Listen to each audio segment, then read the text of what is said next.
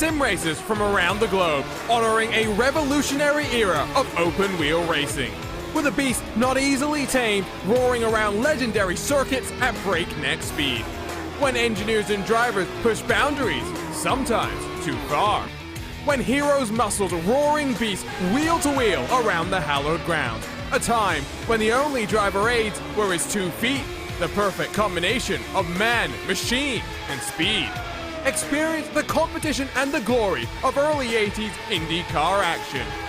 The Lionheart Retro Series presented by Next Level Racing starts now.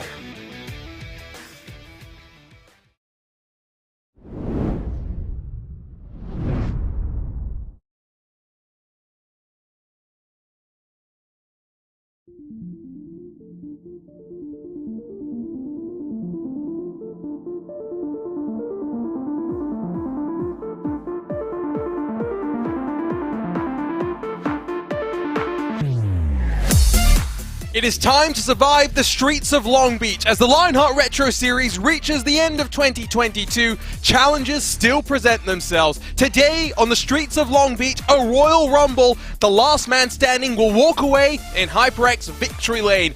This is the Golden City, and this is the SimRace247 Grand Prix of Long Beach, presented by Gomez Sim Industries. Hello everyone, and welcome to RaceSpotTV and the 2022 Lionheart Retro Series. The Lionheart Racing Series is powered by HyperX, makers of premier gaming gear like the legendary ultra-comfortable Cloud line of gaming headsets. Whatever you play, however you play, HyperX knows we're all gamers. My name is Arjuna Kankipati. Alongside today is the one and only Andrew Kinsella for what is bound to be an electric race coming off the heels of the Lionheart IndyCar Series' trip to the Michigan International Speedway. Let's dive straight though into the Next Level Racing pre-race show. And Andrew, you and I have had this debate in the past. We've got 2 great American street courses available here on iRacing. The streets of Long Beach, the streets of the Motor City in Belle Isle. You think that Belle Isle is maybe a little bit bumpier? You think to race, this is the track that we should be focusing on? Yeah, absolutely. This is my favorite speedway, or street race, sorry. Basically, you have the braking zones here that you don't have at Belle Isle. You have this long front straightaway, you have these tight corners, but you have the braking zones, you have the width in the track to actually be able to make moves, and it is just so exciting. There's so many more opportunities for passing here, and I think that's what we're going to see here today, is a lot of people trying to make moves, especially early on in the race, and trying to find a way to get towards the front, because this is one place where you cannot afford to let the car get away from you, because the walls are all just so close to the side of your car, and it's just one of those places where talent rises to the top, and that's what we're going to see here today. Arjuna, is just talent absolutely has to be on point here. Of course, a great history of racing at this facility. 1975, the first race on the streets of Long Beach, and the neighborhood has grown with the race itself as well. Now, of course, plays host to IMSA, the IndyCar Series, and a doubleheader. What fun it is as cars of all different types navigate their way through the fountain. Of course, the second half of the season is a little bit more spread out. It will be a almost full month wait before we go racing again at Twin Ring Motegi for the Grand Prix race. Let's talk though about the Next Level Racing driver standings, because Mike Rasmussen leads now by more than 30 full points. Michael O'Brien is chasing him down. Rasmussen, after missing a race, has managed to build himself back up, and it's at this juncture in the championship, Andrew, that we do start to think about how, for these drivers, they can ensure they're in the right positions at the right times as we wind into those final races of the championship. Yeah, it's also close, isn't it, Arjuna? The top 5, or the top 4 at least, is very, very close in this championship, and really any of them have a shot at this. It's one of those things where you need to find ways to make points on your opponents, so you really have to start being cognizant of where the other drivers in the championship are in any given race, and you have to set your goal for that race to finish in front of your opponents. Otherwise, you're going to find yourself losing points and losing positions in this championship, and given how close it is, anyone in that top 4 can really win it at this point. And of course, you see a couple of names in that team column. Graphics LC Motorsport started 1, 2, and 3 at Homestead Miami Speedway. MadWorks Motorsport started to build after that. But if you look at the HyperX Team Championship, it is now down to 27 points, with Graphics LC jumping back to the front. What a tight battle it is between them. Raven Lavoie with some separation, some no man's land in the battle for third, but fourth on back sees plenty of fighting. We've got some strong teams at the front trying to fight and prove their mettle in this championship, of course, with the Avatar Order Racing Squad blinkering up after the end of 2021. Yeah, absolutely. It's been a knockdown, drag-out fight this entire year between Graphics LC and MadWorks Motorsports. They've really been going at each other race over race, and you can tell that both of those teams really want this team championship, because even when they haven't necessarily had the best days, they've been trying to be out there maximizing points.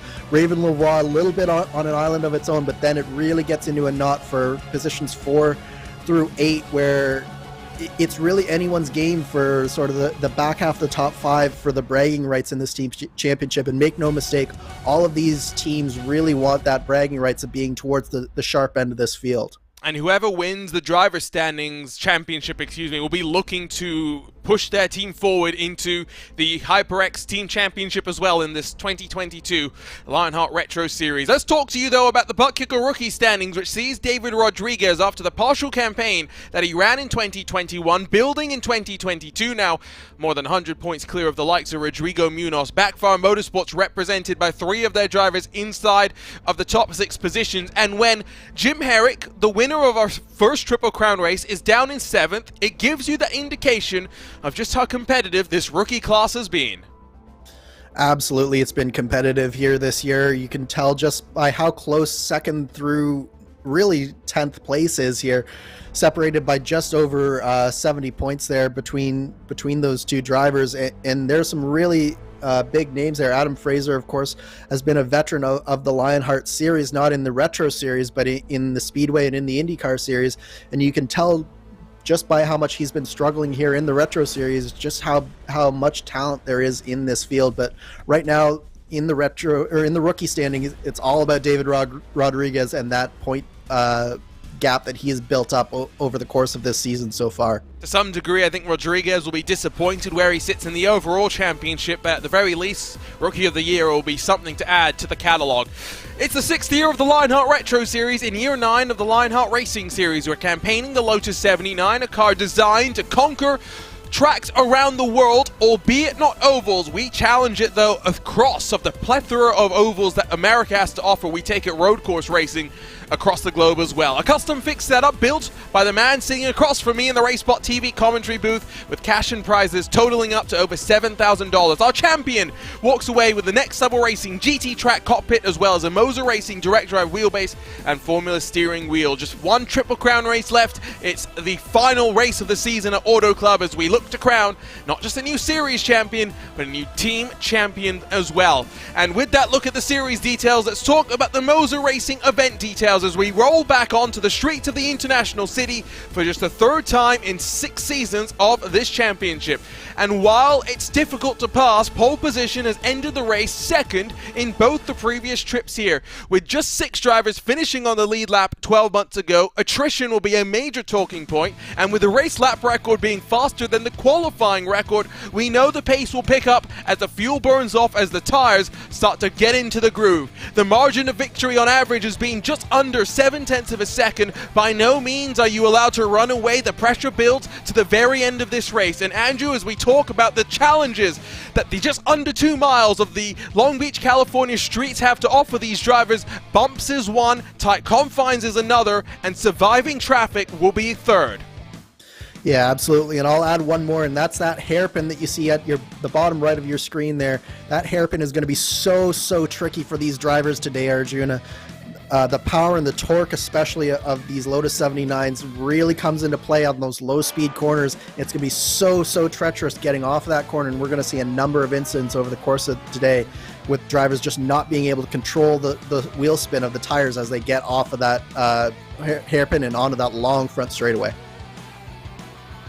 Great look from up above as We work through qualifying. 10 minutes get thrown on the clock. Drivers get the track to themselves and 4 attempts. A lot of the times in the IndyCar series, we see drivers take the first flying lap as an attempt, burn the second and third laps to get a fresh set of tires onto the car, and then go for one final flyer. But in this car, with the way that the bias ply tires burn off as the fuel goes as well, by no means will you see drivers electing to come back down to pit lane. As it stands right now, it was the man that was fast in practice that's going fast in qualifying. Sean Campbell on series debut sits on provisional pole with a 1:12.326. Matt Taylor sits in second, with our championship leader coming to the line, currently running up in 7th. But as always, the margins are fine in qualifying. The top 5 split by just over 0.2 of a second. And Mike Rasmus, in fact, gets himself up into 3rd with that lap that he just completed there, and he's got a couple more laps to go here.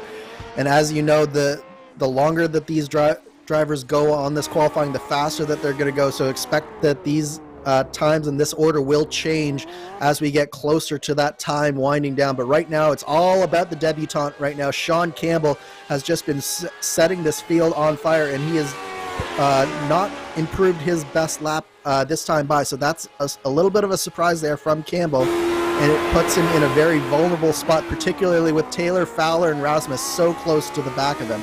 He will start what is going to be his final attempt in qualifying through the fountain section. Going to be very important that you just get through there on lap number 1. We've seen dramas so far in this 2022 season. Here comes Sirois building to the line. The 99 car has been on pole a couple of times this year. Can he do it once more? 5th at the time being, across the line to finish his final lap, and will jump to the front with a 1:12.197, just over a 10th quicker than everyone behind. Valiokas goes second here, so that's a couple of drivers showing just how fast you can go on that final lap, but we still got a number of drivers on track that can go even faster than that. And you're on board with one of them right now. Winding his way through the final couple of corners is Sean Campbell. Will the debutant be able to put it on pole? He locks up into the hairpin there just a little bit. It's going to be close here at the line. Will Sean Campbell be able to put this car on pole here? It's under a 1:12. Looks like it. A 1:11.968. What a rookie. What a way to kick off your campaign in the Lionheart Retro Series. Almost a full quarter of a second quicker than the rest of the cars behind. That is absolutely the type of impact that you want to make on your series debut. Sitting on the pole at a track like this is no mean feat, but there's still a few more drivers on track that can displace Sean Campbell. Luke Daniels had a solid lap going, but I don't think he's going to be quite fast enough there.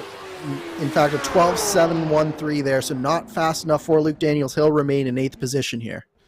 iRacing did a great job of modeling not just the track itself, but everything that surrounds this race and the festival of speed that it has become. There's the aquarium, center of your shot. The car's power just past that on the run down the back straightaway into the final sector of corners. What a fantastic track it is. Of course, it's changed over the years as well. Most of the cars done in qualifying. Don't think we'll see any improvement, with a couple of end-of-line penalties to talk about as well. Michael O'Brien, David Rodriguez will drop to the very back of the field. But there are 3 other cars with no lap times put on the board. Callisto, Anzaldo, and Nunez will round out the field of just under 28 cars for today's race. Andrew, in terms of passing opportunities, turn 1, the run down the back straightaway, and anywhere that someone makes a mistake. You pretty much summed it up there, Arjuna. Yeah, the back straightaway is sort of a sneaky passing opportunity because you don't see it as a very long straightaway, but at the same time you can get a good run going if you get through the back section. And then there's a couple more places, turn 5, turn 6, being sort of the more daring opportunities for some of these drivers, and we will see some overtakes there, but definitely turn 1 is the place that you really want to try to make that move happen, because you just have such a long run there from that hairpin all the way down that front straightaway. And in the situation, if you're at the back of the field, let's say you're Michael O'Brien involved in the championship hunt, other than giving this race up as one of your drop weeks, what goes through your mind? What's the plan to get through the chaos of the start? Yeah, the number one thing for a driver like Michael O'Brien is he's got to be focused on survival. He's got to find a way to pick his way through the inevitable carnage that happens in the first few laps of a race on a street course. He's got to find a way to get through cleanly, have no damage on his car, and just from there pick your way through methodically. It can't be all in one. You can't have too much aggression on a track like this. You just got to be methodical, patient, and pick your battles and pick your moves, and you can definitely still have a very good finishing result if you're a Michael O'Brien, but you have to do this right. It's going to be a 64-lap race with the fuel window anywhere from 26 to 28 laps. So a guaranteed two-stopper, but a big fuel margin. Where will drivers look to find time on pit road with our defending race winner Aaron Morgan watching on from the sidelines? What a qualifying session it was for Sean Campbell on series debut, and in the independent entry, not scored for points here today, but in the RSR by butt kicker colors, the 26 will lead us to the green. To his outside will be the ever rapid David Sirar, but almost a quarter of a second off the pace. The 99 got some work to do to close the front of the field. Valiokas and Taylor make up row 2 with Fowler and Razmas right behind. Richie Herr and Luke Daniels, 2 cars looking to build on some good speed in the last couple of weeks, rolling from 7th and 8th. Gabe Wood and Jim Herrick make up the rest of the top 10, with Adam Frazier and Ricky Hardin lining 11th and 12th positions. Alex Guyon sees Chris Reagan to his left-hand side, with Cristobal Valenzuela and Danny Roberts 15th and 16th. Sharing row 9 is Rodrigo Munoz and Trevor Malone for the Backfire Motorsports and the independent entry. Bookending the top 20, it's Hugo Gallus and Craig Forsyth with Chris Lanini and Cody Wenzen. Some of the final cars with lap times on the board. Mark Cohn in the 39 will be 23rd in the Avatar Order Racing with Graphics LC entry. David Rodriguez, end-of-line penalty serve, will drop to the tail of the field with Luis Gonzalez, Nunez, Lionel Calisto, Michael O'Brien and George Anzaldo making up the field of 28 cars. That was a look top to bottom at your butt kicker starting grid. It's always a nervy moment for drivers as they get to the grid. One thing that I think will benefit these guys, though, Andrew, is the fact that we are well and truly into the season. These drivers know where they stand, they know what they have to do. When you came here in the Lionheart IndyCar Series, it was at the very start of the year. Yeah, absolutely. These drivers are all very familiar with themselves, bar one, and that is your pole sitter of Sean Campbell. Most of these drivers up front have raced with each other very well throughout the course of this season, but they don't know what Sean Campbell's going to do. They haven't raced against him yet, so that's going to be the big story here, is how does Sean Campbell react to sitting on pole here? What happens at the start of this race? How will he race with the likes of David Sirwa, Matt Taylor, Chris Fowler? How does he race around those championship contenders? This is going to be a big story to follow as we get into the start of this race. How will the RSR by butt kicker teammates work together at the start of this race? We're ready to go for 64 laps of utter survival on the streets of Long Beach. Competition, commitment, excitement. This is Lionheart, and this is the start of the SimRace247 Grand Prix of Long Beach, presented by Gomez Sim Industries. The field thunders down into turn 1. A great start from Campbell. An aggressive look to the inside by Matt Taylor, maybe covering off the move from behind him. Safely through turn 1 they go, but into the fountain they have to single file it out. They've realized that to get through here means they set up the rest of the race. Ricky Harding gets checked up, but it's a nice tidy start for the entirety of the field. Oh no, Jim Herrick has spun just coming out of the fountain here, Arjuna. It was nice and good throughout most of the first part of that lap, but there was a big incident coming out of the fountain there. We'll grab a look at the replay, but it does seem as though almost 10 cars got caught up in the melee that devolved after that. Onto the back straightaway they go. Campbell in front of his teammate Valiokas, who jumped in front of Sirwa on the race start. Sirwa under pressure from behind as Taylor looks to the inside into the final section of corners. Not going to get it done. Sirwa holds on to finish lap number 1. Campbell from Valiokas, Sirwa, Taylor, Razmas, the top 5. Nice, really solid starting lap there from your top 5, and Sean Campbell doing a really good job from the start of that race. But one big story that I want to highlight there, Michael O'Brien did get caught up in that first lap melee, and it was a late addition of that melee as well, Arjuna. We talked about how important it would be to stay out of trouble, and while O'Brien suffers, his teammate Taylor able to fend off Razmas for now. 2 drivers involved in the championship fight, almost coming to blows. A couple more cars to pit road. Calisto, Reagan, Herrick, Wenzen, Valenzuela, and O'Brien. 6 cars, requiring trips to pit road. 2 of those, Valenzuela and O'Brien, requiring the assistance of the tow truck in order to get there. Let's grab a quick look if we can. And Andrew, it started with the smoke, and from there it's the parking lot as drivers try to go through the smoke. They don't all get through safely. Yeah, there's a number of bent suspensions there throughout the field, but basically it started with a couple of drivers, and you just can see 2x2 through the fountain is never a good idea on the best of times, and just a little bit of contact there coming out of the fountain, and then it just becomes a parking lot here. And then Michael O'Brien, that was just a bad backup from that car that was sitting perpendicular to the track, and O'Brien nowhere to go there. Remember, 6 cars finished on the lead lap in this race last year.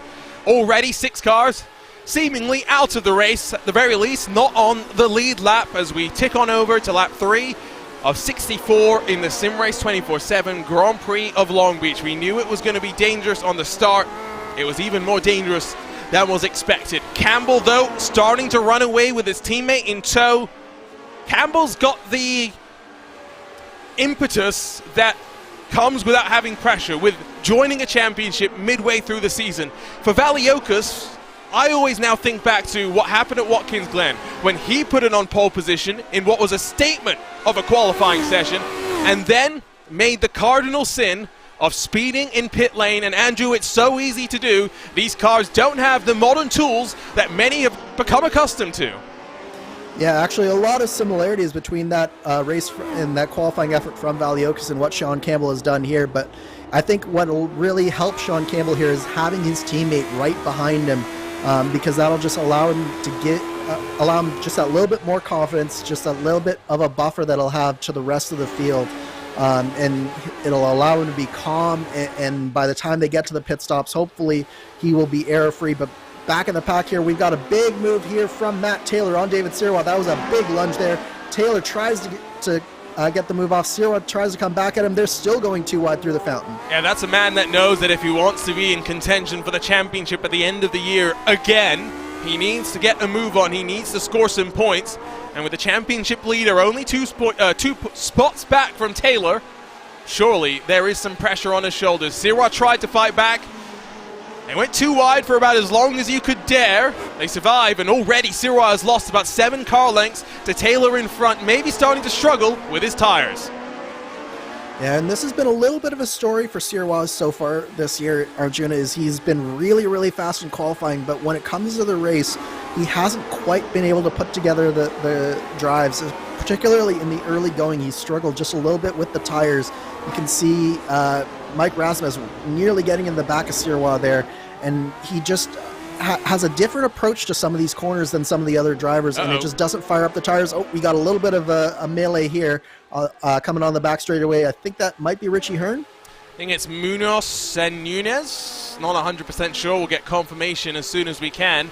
Looks a little bit clumsy as they work their way onto the back straightaway. And in fact, let's dial up the replay. Let's see what happened. We see Nunez already with damage to the left side of the front wing, piles into the corner, and oh, there was a car already there.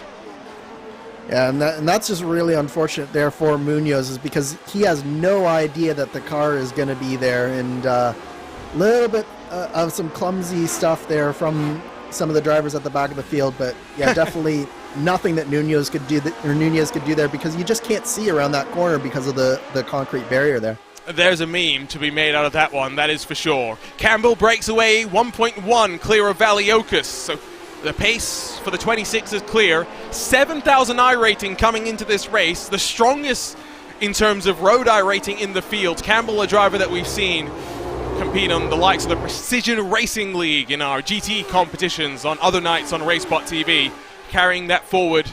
Lotus 79 is really a lot of fun. Wood and Daniels, a little bit of a moment potentially coming out of the hairpin as Wood goes on the offense. Long way around on the start-finish straight, gives you the inside of turn 1. If you're willing to commit, the JD Esports 04 machine is able to stick it. But assistance there from the 28, and sometimes on street courses, you've got to know when to fight. You've got to know when to let it go. Absolutely, and one of the times that you have to fight is when your opponent makes a mistake, and that's what happened there with Luke Daniels, as he just made a small mistake coming out of the hairpin, and Gabe Wood was right there to capitalize, and he did a great job getting on the brakes, as you say, and really capitalizing on that mistake into turn 1. So really nice move there from Gabe Wood. But we've got a really good battle here going on behind them. We're riding on board here with Alex Bouillon, and he's sort of bringing up the rear of this 4-car battle. But this is far from over between any of these 4 drivers. Seeing these drivers require tire changes on the ovals in 2022, one of the quirks of this car in years past had been those bias-ply tires being able to go full race distance no matter the type of race, and for all intents and purposes no matter the distance of the race either. But we have seen the load on the tire be a little bit more impactful this year. Not sure if we'll see tire changes on this street course race. We'll find out. Here's the moment through the hairpin Andrew was referring to. You can just see the massive torque through the staggered rear tires, still not able to give him enough traction. Wood didn't need any second invitation. Yeah, absolutely. But in praise of the improvements that iRacing has been making on those tire models, look at the ability that Daniel's had there to catch that car. In years past, that wouldn't have been possible. That car would have been well gone, but the improvements and the incremental improvements iRacing makes on their tire model, that really came into perspective there, because he was just able to catch that car, and even though he lost the position, he's still in this fight and still well within striking distance. Rasmus looking hungrier and hungrier. Now 1.9 back from Taylor, who's been able to break away as Siraj holds up and bottlenecks the championship leader. Campbell now 1.9 clear at the front of the field. Valioka struggling, but not really being dropped into Taylor's clutches just yet, as the 23 maintains separation to the number 8 machine. Trevor Malone involved in trouble, and it's at the hairpin. Lanini will emerge alongside, but no damage to the 34 is around. Went Craig Forsyth in the 53. And that was a similar thing with Craig Forsyth there. It's just on power down. He just got a little bit too much wheel spin. He wasn't able to save it, and that's cost him a couple of positions there. Just unfortunate there for Craig Forsyth. But we're seeing the mistakes starting to creep in here, and that's why that settling down that you sort of mentioned at the front doesn't surprise me, because all 3 at the front right now, they're just sort of settling into a rhythm, trying to find their own patch of track, find their own rhythm, and make sure that they're not making any sort of mistakes, because it's so easy to do at a track like this. Siraj drops behind Rasmus, who was able to get it done in the 68. Now looks forward, breaks away, already half a second clear. Fowler, Hearn next in line to slot past the 99. How long will it take? How patient will they be? Let's start with what happened to Malone. Maybe a bit spooked, runs a bit wide. No harm, no foul there. Then for Craig Forsyth, again, you're singing the praises of Luke Daniels with the car control. Forsyth showing just how difficult it can be. Yeah, part of Forsyth's problem was he just carried a little bit too much speed through the corner itself, so even before he was back on the throttle, he was already loose, so when he got back on the throttle, it just made a loose condition worse. That's what got him around that early on the exit of the corner. But you can really tell that these drivers are putting everything on the line here, Arjuna. They're really pushing this car for all that it's worth. And right now, it's starting to settle down just a little bit, but there's still a lot of battles on track. This one in particular, Chris Fowler and Richie Hearn really pressuring the back of David Siraj. Siraj with the great pace in qualifying again, struggling a bit more on the road course today. Siraj usually fairly consistent, qualifies around where he finishes inside of the top 9 positions.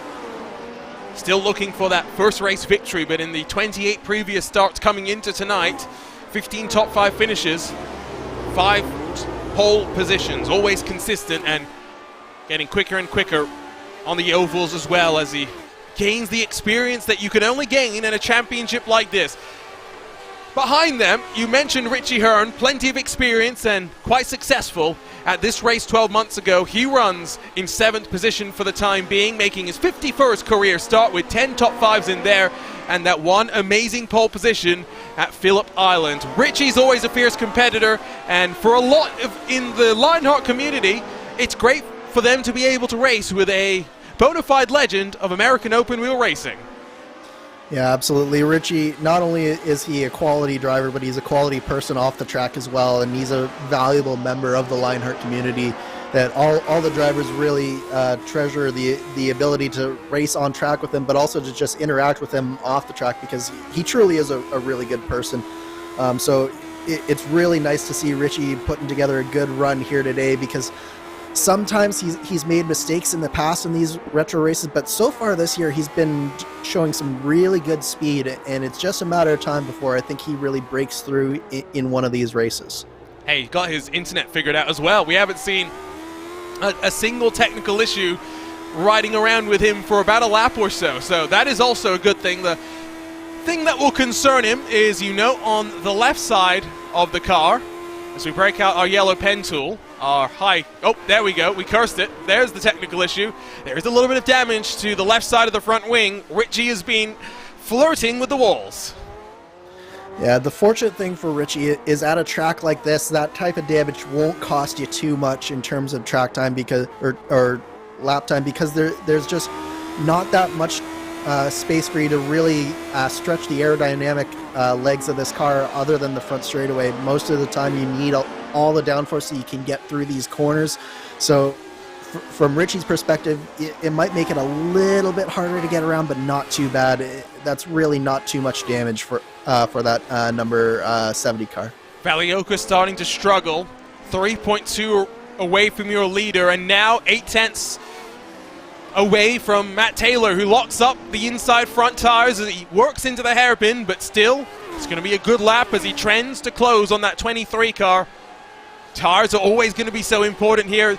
Not just trying to make sure you don't spin out the car, of course, Andrew, but when you have so much power in these machines, if you put too much power through the rear tires, you feel it for the next couple of corners. It takes some time, for the tires to cool off. Yeah, it absolutely does, but the one thing about this car is you can push these tires a fair bit before it really sort of goes over the edge. So if you're Matt Taylor, you wouldn't be too worried about locking up into the one corner. Really what you want to be doing right now is just stalking your prey right in front of you, and that's Valiokas. And Taylor has just been quietly coming up to the back of that 23 car in front, and it's only going to be a matter of time before he tries to make one of these moves work in probably either turn 1 or turn 7 here. Wonder if we'll see any other one-off entries in 2022 across of the Lionheart competitions. Tommy Milner was meant to make a one-off at Road America last week in the Lionheart IndyCar Series before the factory Corvette driver realized that he forgot he had travel plans and had to miss that race. We looking forward to maybe getting him on the grid for another race. Maybe some others see this Lotus 79 and say, it's a lot of fun, let's take to the track, and with some really enjoyable tracks coming up for the rest of 2022, I'm sure there will be plenty to excite, plenty to delight as well. George Anzaldo back in 20th position, making his 95th career start, the most of any Lionheart Retro Series competitor. And of course our series organizer as well had to miss yesterday's festivities because he had to make sure he was still married coming into today, celebrating, if I believe correctly, his 27th wedding anniversary. I believe it was 24th, if I'm not mistaken, Arjuna, but yeah, George, our fearless leader in the Lionheart series, he has done so much for the Lionheart community and really is the beating heart of the Lionheart series. Has had so much experience in all of these cars, and it's great to see him out here again today. But this battle is really starting to heat up between Valiokas and Taylor. Taylor is just getting ever so much closer, lap after lap, and I think it's only a matter of time before Taylor starts to look to make a move here. Maybe this is the experience bearing fruit for Taylor. Of course, Valiokas has been quick in 2022, but still trying to get to grips with the car on longer runs, maybe. Trying to get used to the series. Taylor doing a great job to, as always, as the race goes on, find speed. One thing that you had postulated, Andrew, was that for Taylor, as the track rubbered in, especially on ovals, he seems to find speed. He's, of course, one of the few drivers that pulls triple duty, competing in all three of the competitions that Lionheart puts forward. Yes, he does, and so it does keep him very busy, but at a certain point it also keeps him very sharp as well, and it allows him to find little things in the cars that some other drivers don't, just because he does have experience on all of these tracks that we go to in various different cars. So it allows him to try things that other drivers just don't think to try, and it allows him to find speed that other drivers can't, and it's shown in his championship campaign this year as well. So Matt Taylor doing a great job here in third place right now, but also really well in the championship. Andrew, what's it like to win in the Lionheart Racing Series, no matter what the competition is, on your debut? I mean, it's a huge accomplishment, no question about it. These drivers are all so talented.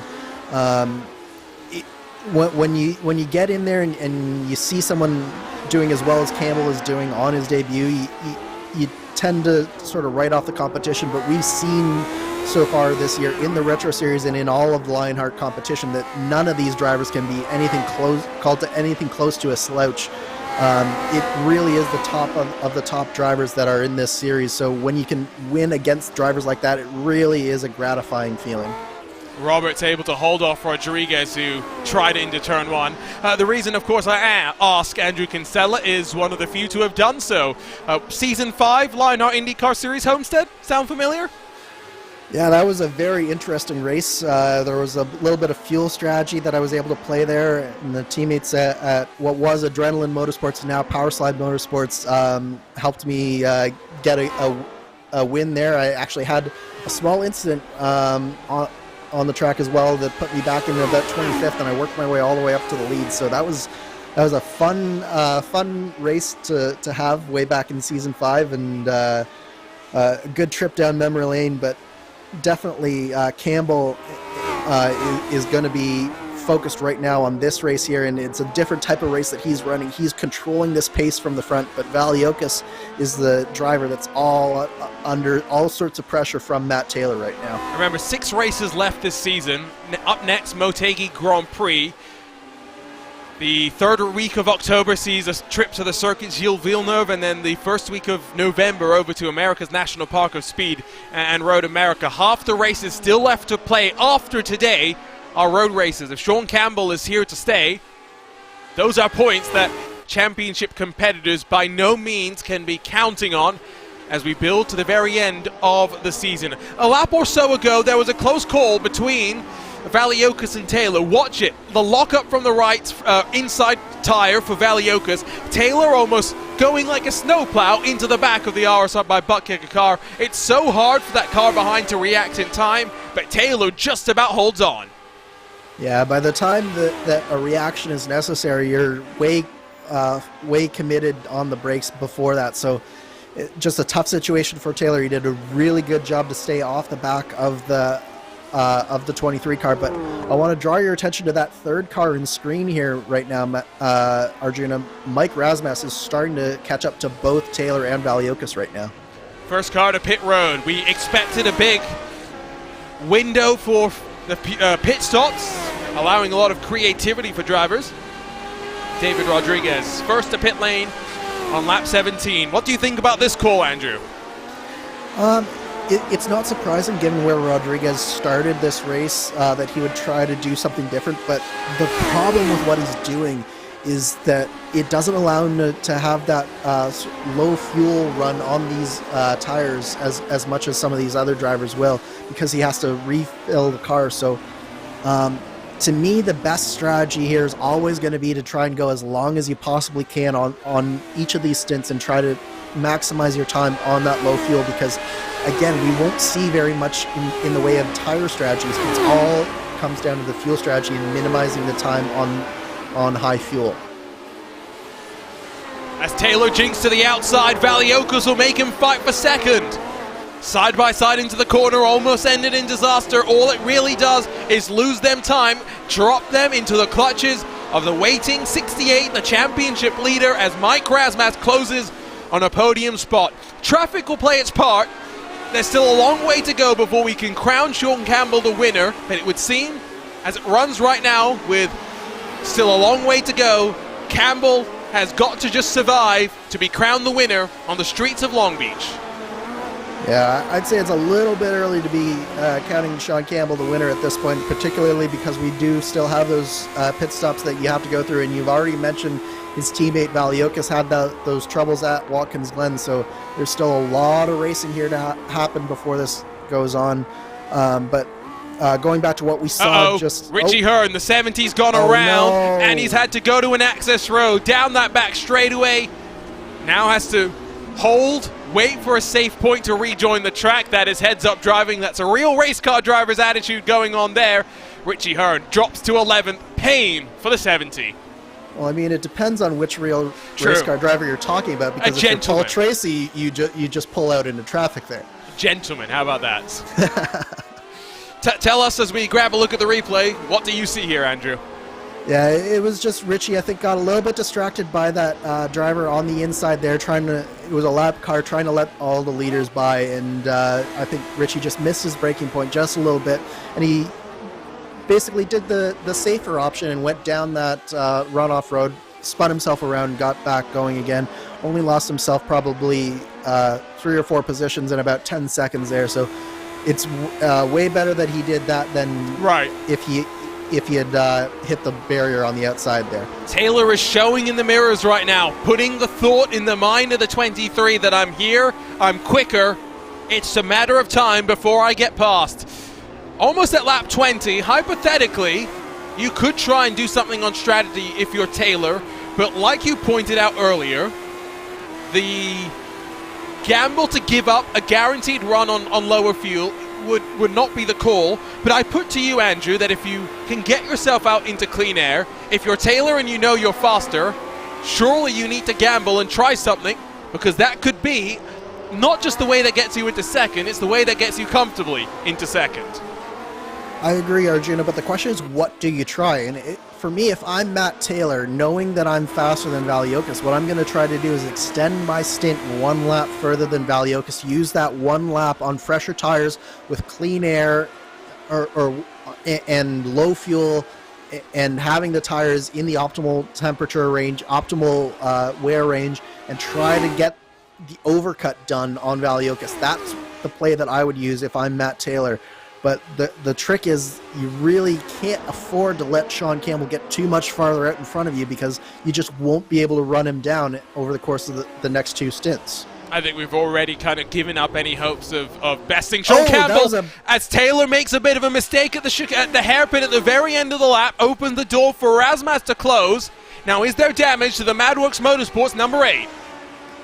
It looks like Matt Taylor just might have gotten away with that, Arjuna, but it was a very close thing, and that was just Taylor cutting in a little too close around that right-hand corner, and he just managed to catch the rear tire on that sort of jutting out angle of that hairpin. It is a very tricky corner that you can really get hung up on, and it just caught up Matt Taylor just a little bit there. Nervy moments then, as we grab a look at the replay.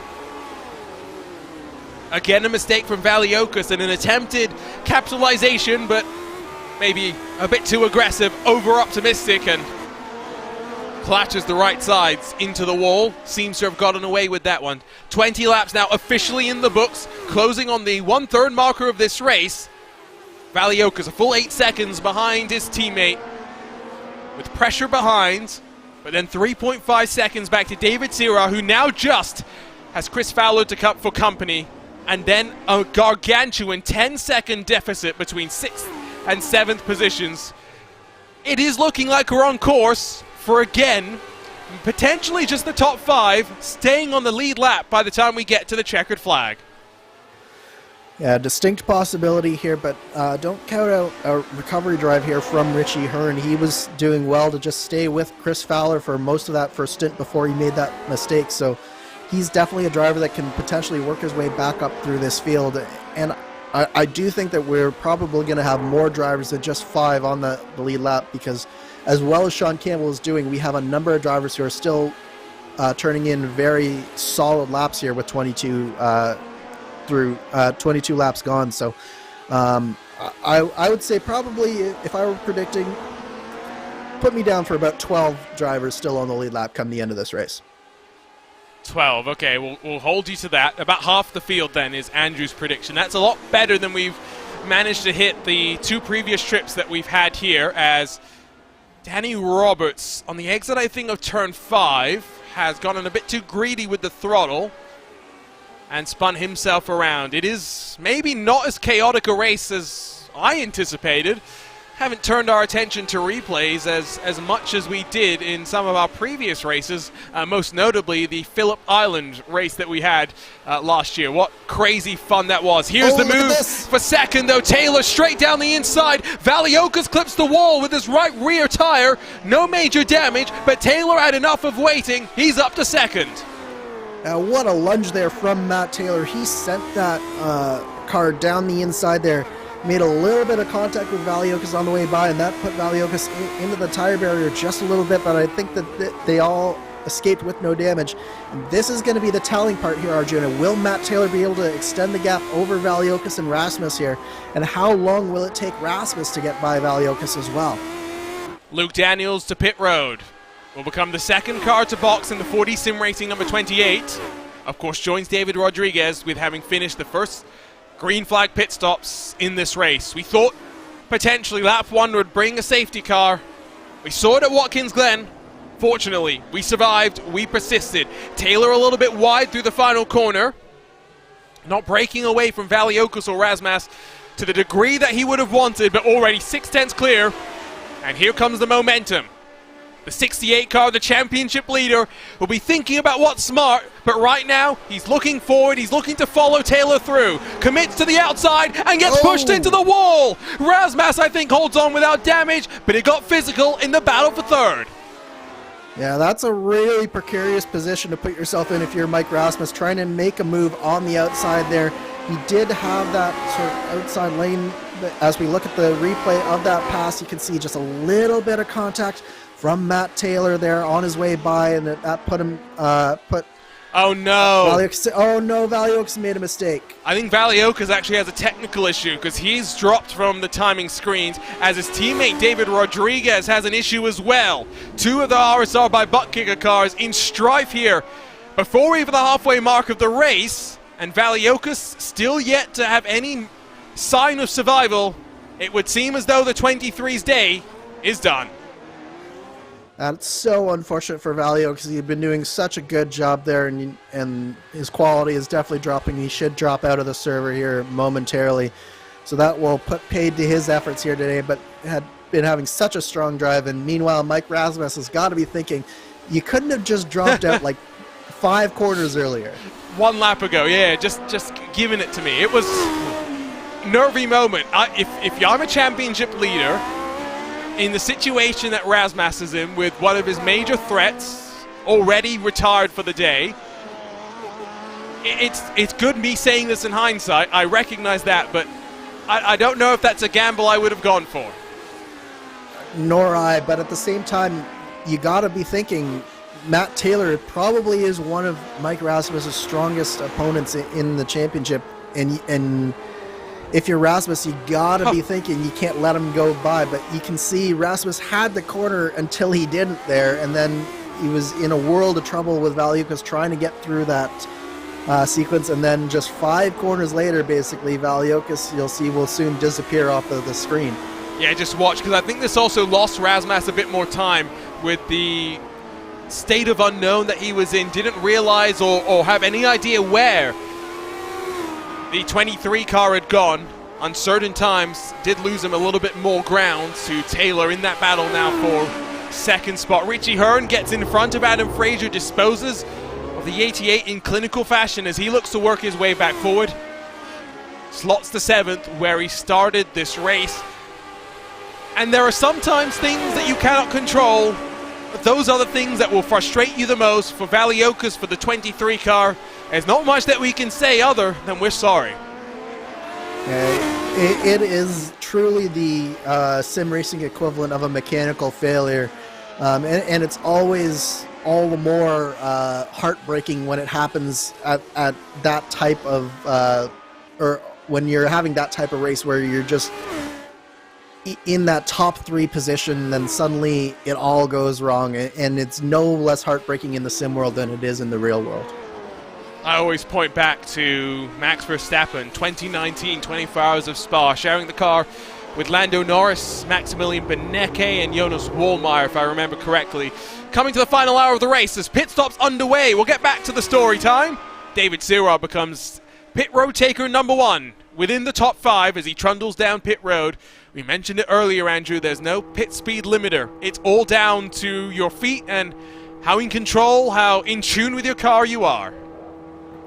Yeah, absolutely. You have to be so careful in this car because it's so easy to just go a little bit too fast, particularly on a pit road like this where the pit road speed is just so low.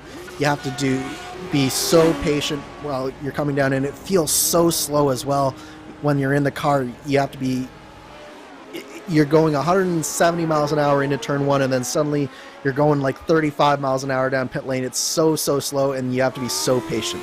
And pit merge on the exit is quite treacherous as well. Have to stay all the way to the right until you get to the blue cone, then you can commit, but you basically are thrown straight onto the racing line, straight into the path that would see contact lead you into the tire wall. So there is danger there. Sirrah with a 42.3 second stop.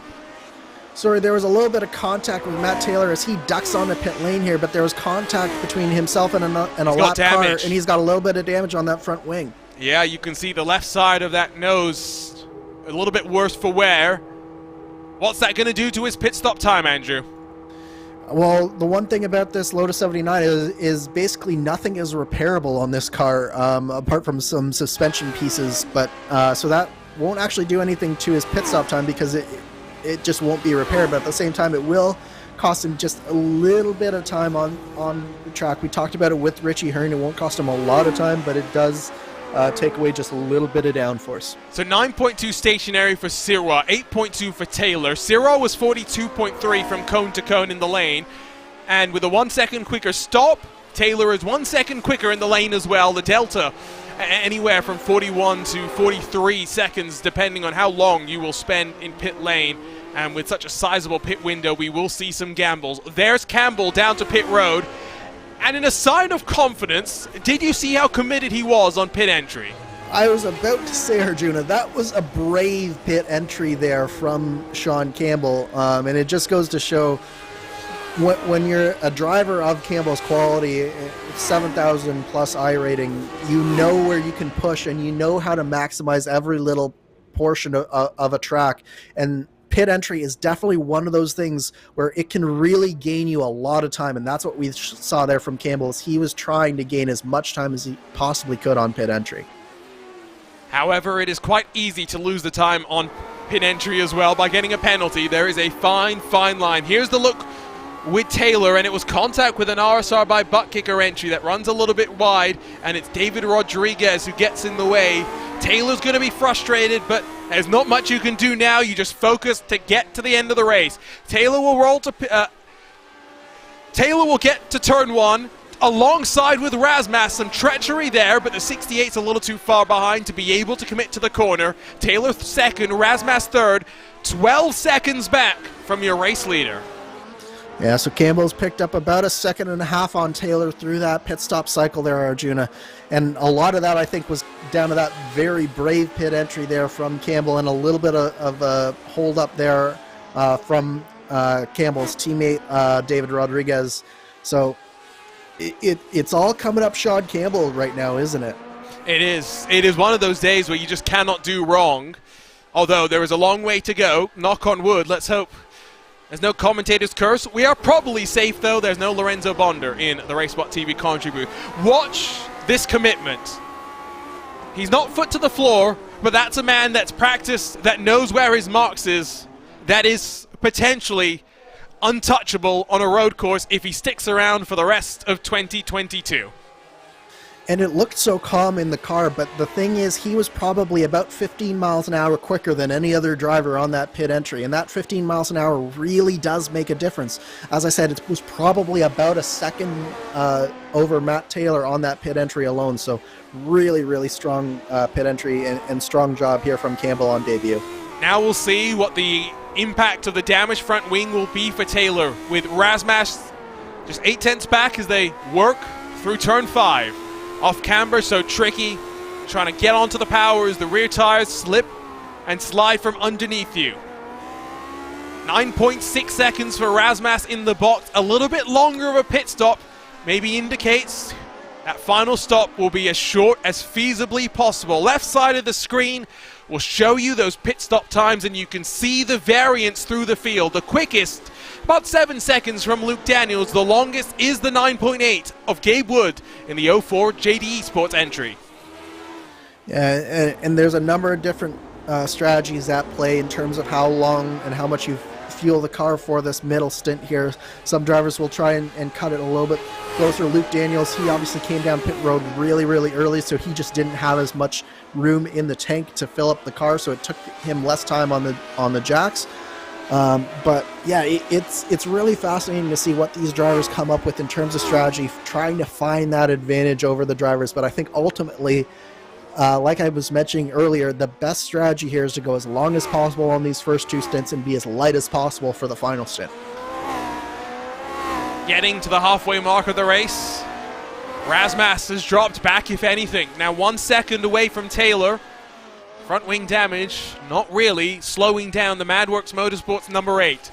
Fowler got in front of Sirwa through the cycle of pit stops, almost a full 1.5 quicker in the box than the 99 car.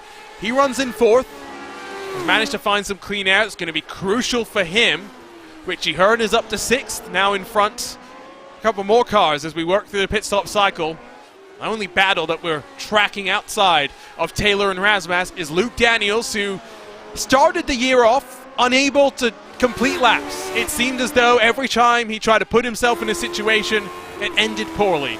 But the last few races have been on the upturn for the number 28 car, the 40 Sim Racing car, going from strength to strength, from pace to pace as well. What a strong qualifying that he's had in recent times, most notably the pole position at the Indianapolis Motor Speedway.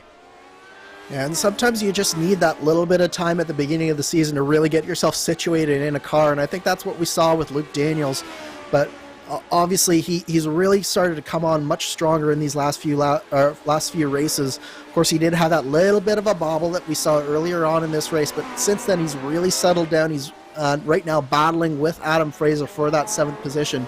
But it's just been a nice, quiet race from Luke Daniels, and I think that he'll take that after some of the races that he had earlier on in this season. It's a wake-up call to some when they enter a competitive series, think they should be at the front, and then have to figure out their place in the pecking order. I speak from experience. Takes half a season sometimes to bed yourself in. For Sean Campbell, as he runs at the front of the field, it's not been a bedding in process for the number 26 independent entry, but carrying those colors of the RSR by Butt Kicker team. Campbell leads by 11.5 seconds. It's been a dominant display so far, but with half the race still left to play, can Campbell survive the traffic that the streets of Long Beach will throw his way? You're watching RaceSpotTV and the SimRace247 Grand Prix of Long Beach. Don't go anywhere. The run to the checkered flag coming up next.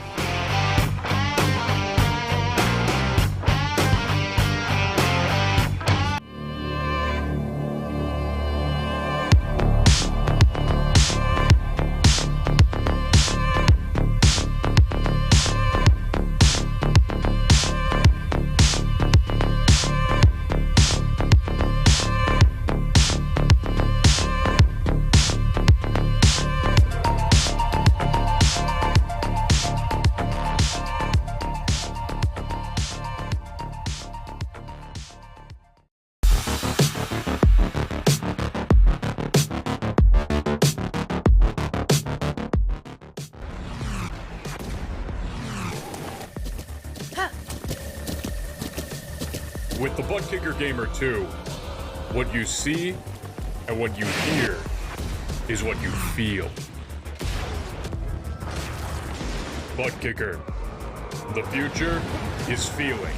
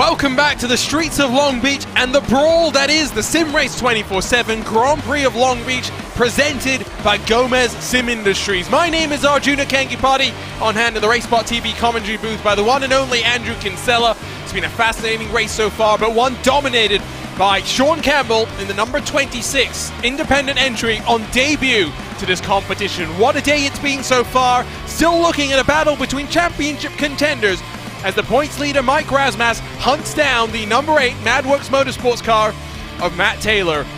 As always, survival is important here. Andrew, we started with 28 cars, just 19 are left running. 19 left running and only 15 still on the lead lap. Sean Campbell has been picking his way through the back markers these last few laps, but the battle on track right now is between Matt Taylor and Mike Rasmas. Rasmas hasn't been able to really take advantage of the damage that Matt Taylor has had on his front wing, and he's just sort of been stalking the number 8 car of Matt Taylor. He just hasn't been able to make the progress that I think he was hoping for at this point.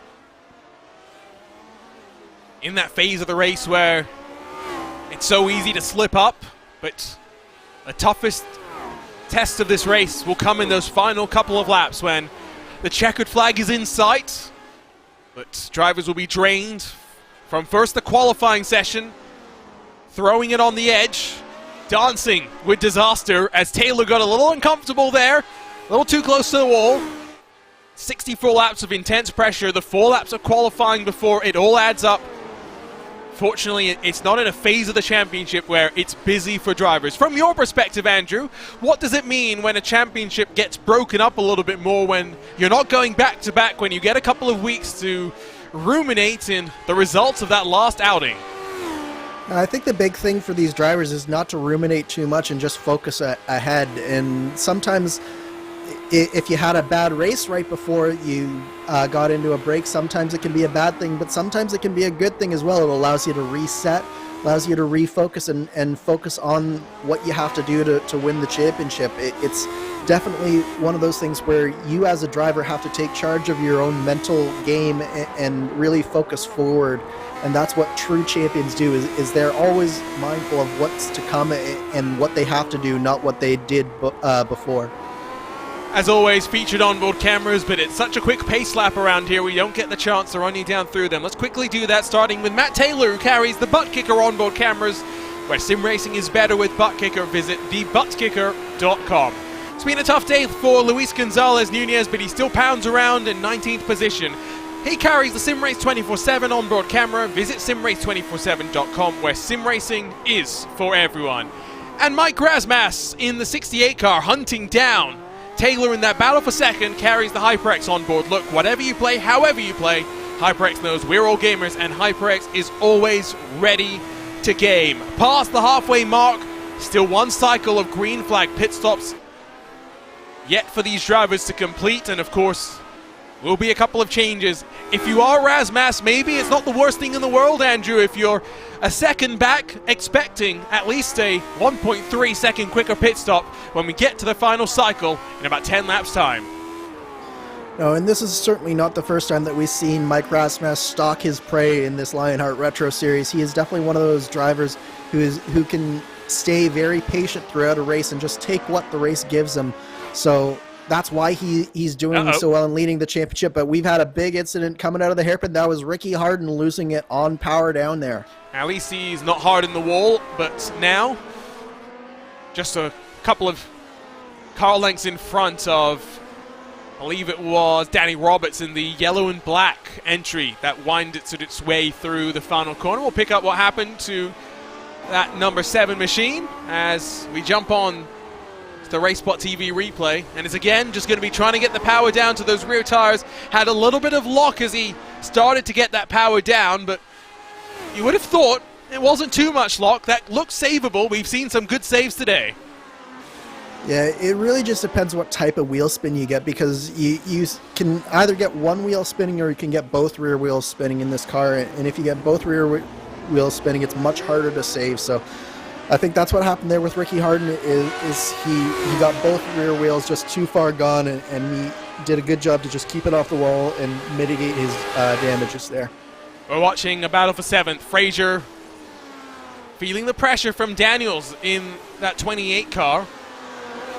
Daniels steady on the start, has not moved forward from his qualifying spot, while Frazier was a little bit more aggressive. Gained 4 in the early stages of this race, has not relinquished too many spots just yet. Wait and see if he can hold on. Still about 30 minutes of racing left to go for these competitors. It's always good when we don't talk about the race leader, and that's been the story for Sean Campbell. The only thing we've been doing is singing his praises, but it's fair to say this is a rather specialized challenge, Andrew, and this series, a lot of American open wheel racing is about the diversity, the ovals, the different types of ovals, and even within road courses. You can't compare a Long Beach to a Road America, thinking back to some of the other road courses we visited so far in 2022. The challenge will be, hopefully, we get to see Campbell on the ovals. Hopefully, we get to see exactly how he adapts. Absolutely. The beauty of American open wheel racing is that adaptability. And Sean Campbell, he's proven himself so far in this race that he knows how to wheel a car around a road car. So let's see what he can do on an oval track. Let's see what he can do when he's racing inches away from the car beside him in a draft situation like we've seen at Michigan in this car before. It's nothing like what we're seeing here today. So what would happen if we got him into that car, Arjuna? Yeah, you really want to throw him into the shark-infested waters by going straight to Michigan, right? Michigan Auto Club, you know, it'll all work for him, right? These easy tracks where there's no danger whatsoever. Forsyth Gallas, 15th and 16th. Forsyth in the 53 has already gotten through, but the Backfire Motorsports 84 car wants to try and fight this one back. These cars one lap down. Daniels gets in front of Frazier. A good move down into the penultimate sector of the lap. And now Daniels finds himself 4 seconds separated from Richie Hearn. Going to be his next target up in line. At this point, still we got 24 laps to go. I think we're trending towards somewhere around 11 cars left on the lead lap, Andrew. Seems like your prediction not too far off the mark. Yeah, and it just goes to show you just how strong this field is here compared even to last year. There's a lot of talented drivers on this road course. Of course, Campbell is the highest I-rating driver on the road courses here, but we have so many talented drivers throughout this top 10. And even some drivers that weren't able to make it here today or who had bad luck on that first stint, such as Valioka, such as O'Brien, who very easily could have been in that top 10 conversation. So it truly is a deep, deep field that we have here in the Lionheart Retro Series. I'm going to open up the playbook here. Throw us into fantasy world. What is your favorite street course in the world, Andrew? Ooh, that's a tough one. That's really tough. Right? Try picking one as well. There's so many, though. And now, is that current street courses or is that historical street courses as well? To limit it slightly, to ground us a little bit in reality, let's say current. Okay. Well, obviously, Toronto holds a special place in my heart, being a Canadian and being just 2 hours away from that circuit. Long Beach has got to be up there, just in terms of prestige. It's the Monaco of North America. It's hosted both IndyCar and Formula One in its history. I'm going to go with Long Beach as my favorite track. Wow. Not necessarily for racing, but just for the pure history of the event there. Hey, and street courses in many ways are spectacles. They are about the history, right? I mean, Monaco is not renowned now because it's a thrilling race year after year. It's a spectacle. It's its own slice of the F1 culture, if you will. So I appreciate where you're coming from. I don't know. I think if I'm going with my heart, you say Toronto, I say Singapore. Singapore without the Singapore sling chicane is fantastic. As soon as you put that in there, it's not so great. I'm surprised that you didn't say Circuit Gilles Villeneuve. Can we count that as a street course? See, I don't know that you can count that as a true street course. Quasi-street course. Yeah, So Circuit Gilles Villeneuve is definitely a very strong track in terms of driving and in terms of passing. I would love to see IndyCar go back there. I just don't know that you could honestly call that a true street course. Fair. If you're watching on RaceSpotTV, let us know if you've got any opinions on this one. Of course, Australia's got their own, legacy of some great street courses, although not many that we could go racing with these cars. That's true, but that's why I was going to say, if it was all time, my number one street course, absolutely Surfer's Paradise. Gotcha. Okay. Fair enough. So at least, okay, if we throw it up that far, then we get creative answers. You can see lap traffic continues to be a threat for these drivers. It's Luis Gonzalez Nunez this time that stays out of trouble through the penultimate corner. I've noted a lot of drivers through that final corner as well, going wide as Nunez tags the wall with the left side of his car. Next time by will be 20 laps to go. We are within the window of getting to the end, but as always, these cars, as they burn off the fuel, they just pick up the pace. They get faster. It's as simple as that. And by that logic, we only expect drivers to come in about 10 laps time or so. It is very much a splash and dash, Andrew, to get to the end of this race. Yeah, it absolutely is. And again, minimizing that time on pit lane is going to be so important for some of these battles, particularly when you look at Matt Taylor and Mike Rasmussen. Taylor is starting to just eke out that gap over Mike Rasmussen just a little bit. And it's worth noting as well, Arjuna, Taylor and Rasmussen have not allowed Sean Campbell to get much past that 12-second mark. They've really sort of stabilized that gap at the front. You say that, but last time by, Sean Campbell just punched in the fastest lap of the race and broke the race lap record with a 1:11.477, 3/10 quicker than both the cars behind him. To some degree, I think this is race management from Campbell. This is the level of maturity that you develop when you compete in a lot of top-level competitions outside of the Lionheart bubble. It's what you expect with a driver of Campbell's caliber. Luke Daniels in the 28 rolls to pit road. David Rodriguez follows him to the lane. And both of these drivers were early on pit lane for the last time, so this is no surprise that they come down pit lane together here for this final stop. And with 20 to go, it's a little bit early for me. Again, I want to be on low fuel for as long as possible. This doesn't allow them to be that way, but it has allowed, especially Luke Daniels, just that little bit of freedom to make some moves that he might not have otherwise been able to make, particularly on Adam Fraser. So maybe this pays out for him in the long run. 19 to go. Still battle for second within touching distance and crucially within eye line. If you have visual contact with the car in front of you, it gives you the extra little bit of a boost knowing where your target is.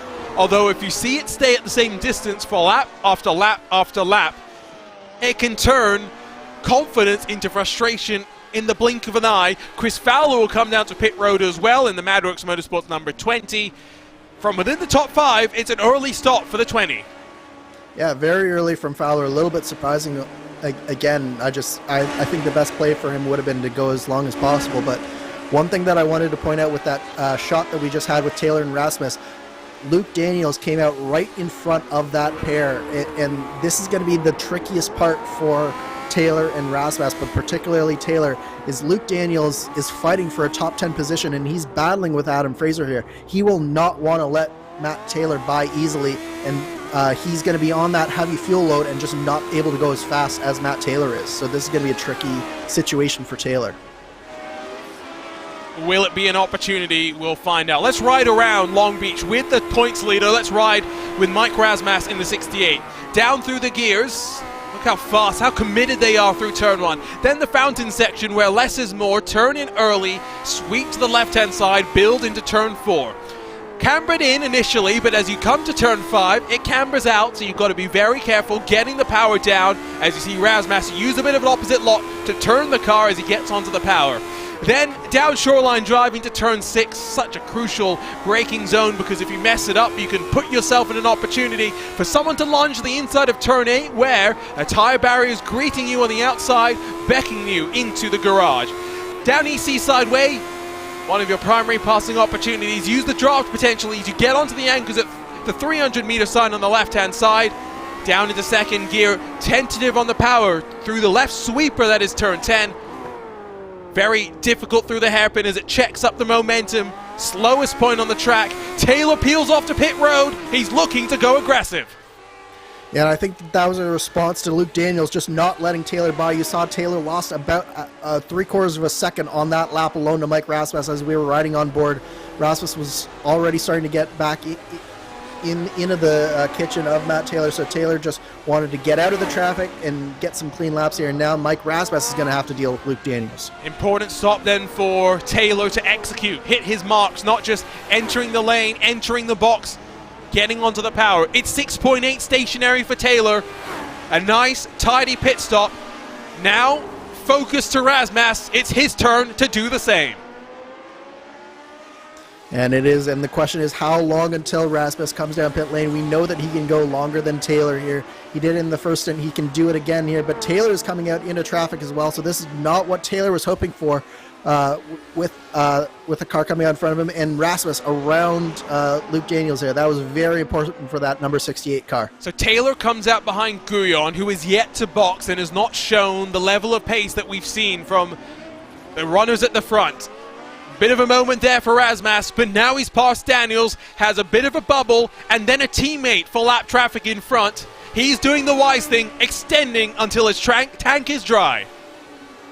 Absolutely. This is Mike Rasmus's chance here. He's got to find a way to put in some laps here, dig deep, but for Taylor, it's all about minimizing the damage here. He's got to find a way past Guyon as quickly as he possibly can, but he can't afford to let this compromise his laps either. So very, very tricky proposition for Taylor here.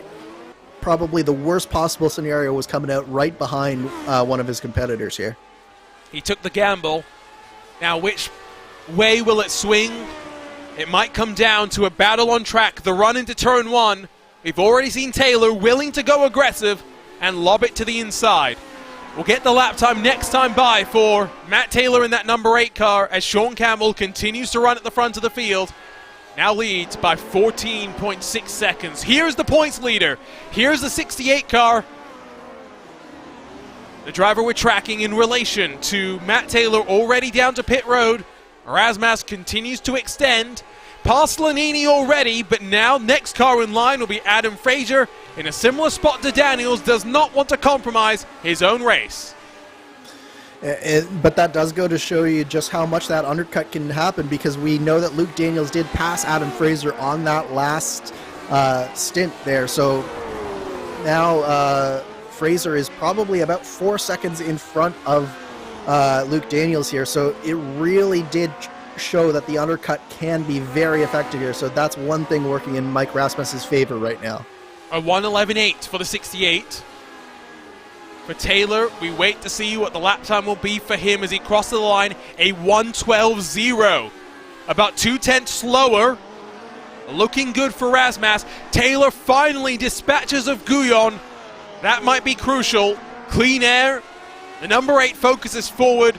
Focuses on this gap as Rasmus, working lap 21 of his stint, might still be able to go another lap or two. The question is, will he, with not just one, but multiple bits of traffic in front? Yeah, I think if I'm Mike Rasmus, I'd be looking to come down pit lane, but he doesn't. He stays out one more time. Going to try and use this draft down the front straightaway, hopefully get through one of these cars here, but they don't seem to be pulling over very easily here. And indeed, there are drivers that are racing for position right in front. That's Ricky Harden and Adam Fraser for position, so they will not give this up easily, and I think Rasmus is going to get held up coming through the fountain. I question the wisdom of this call. Made up all the time. We've seen the overcut work a treat, but one lap too long as Rasmus gets a little bit loose through turn 5, compromises him even further. 1:11.868 for Rasmus last time across the line compares to a 1:11.847 for Taylor. He's found the time. The MadWorks Motorsports machine is on the charge. Yeah, it's been a couple of tenths a lap for Mike Rasmus, but the problem is if you lose all of that time on one lap, all of that work that Mike Rasmus has done for the last 3 laps could be falling by the wayside trying to get by these cars. He's got by Adam Fraser now, but he's still got Ricky Harden, and Ricky Harden is still not letting him get through these laps as quickly as and effectively as he could. Now it looks like he'll finally get past Ricky Harden. Now he'll have some clean track in front of him. Forces the drivers to compromise slightly, but a 1:12.450 for Razmas. Last time, lost about 7/10 of a second, stuck in traffic. Will those be the 7/10 that give Taylor the opportunity to make the undercut work to his advantage? We will find out with 13 laps still left to play. Not many fights still going on. Of course, Ricky Harden and Adam Fraser now released from the pressure of the leader behind them. Might look to try and make something happen. We'll have to wait and see as Luis Gonzalez Nunez stranded on the exit of turn number 8.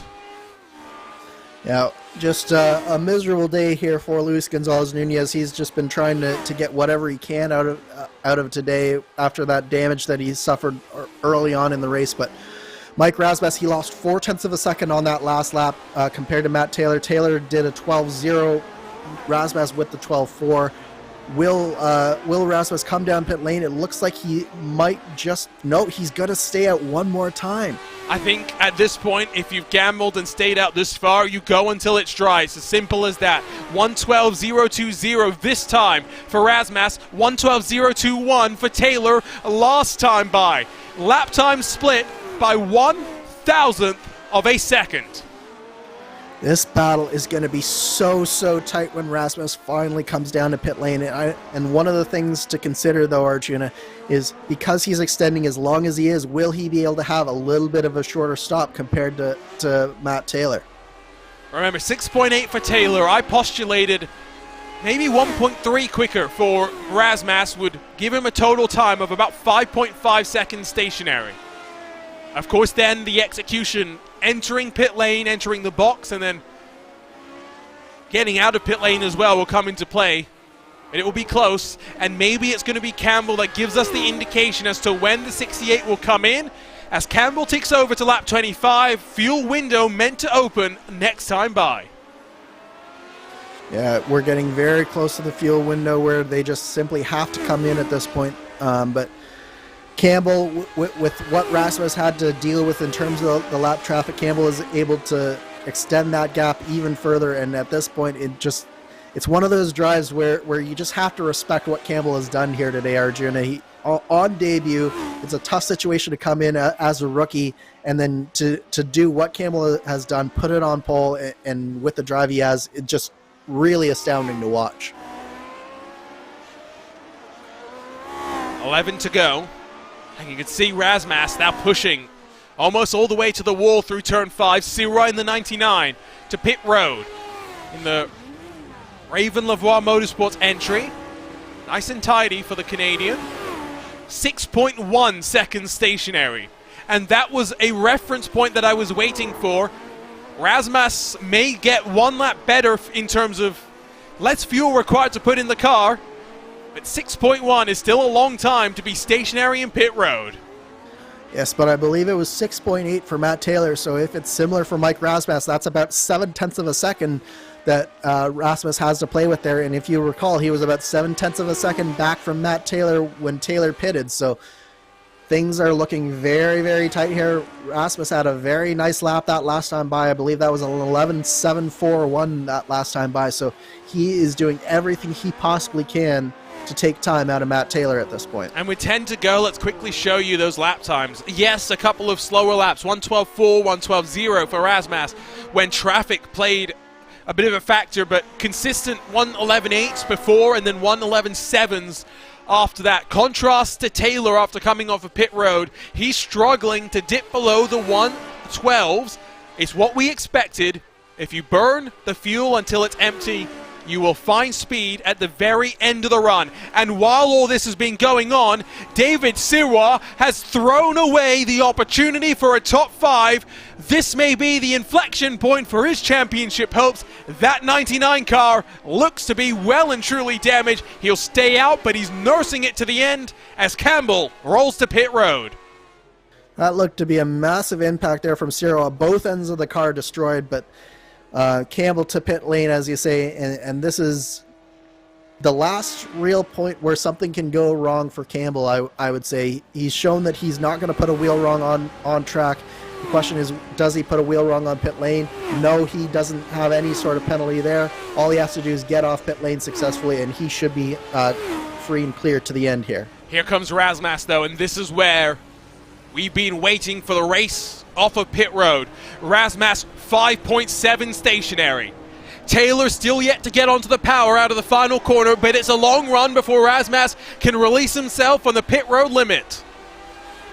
It's a long time, but I don't think long enough for Taylor. Taylor is going to be well back by the time Rasmus gets back on the throttle. I think it's going to be about 2 or 3 seconds here that Rasmus is in front of Taylor. It's not even close. It's a country mile. Razmas comfortably back into second, and with a 2.7 second buffer to play with, 9 laps left to play.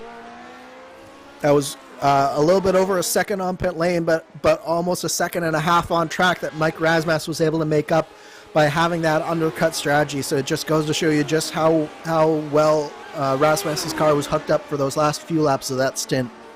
Let's figure out what maybe happened to David Sirois. His teammate Alex Guyon will roll to pit lane. Turn the attention over to the RaceSpotTV replay machine. Chris Fowler with a look to the inside. Loses control. Sirois can do nothing as he's the one that gets churned out into the wall on the outside. Fowler gets away with relatively little damage. Sirois will be frustrated with that one. Yeah, that was just an unfortunate incident for Sirois there. Nothing he could do about that. Fowler, as you see, he just gets in a little too deep, a little bit too much rear brake bias, gets loose through the apex of the corner, and then rear-to-rear contact. You can see just how much that car jumps up because wheel-to-wheel contact in this car with rear tires, nothing good is going to come of that.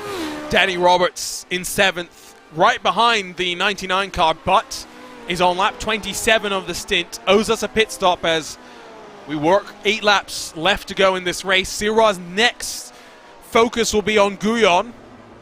He was only about 2.3 back as Sirois struggles to even get the car around the hairpin.